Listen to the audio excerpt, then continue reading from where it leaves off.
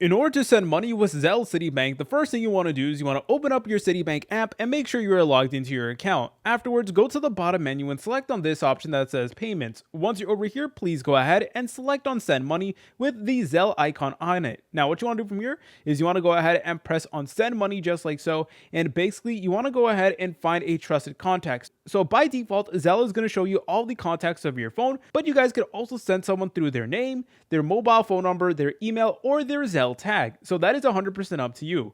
For this video, I'm just going to be sending it to one of my trusted contacts right over here. Please go ahead and select on them and press on continue. From there, you're able to go ahead and select the amount of money that you want to send them and also from what account you want to source the funds from. It's going to let you know your daily limit and your monthly limit as well.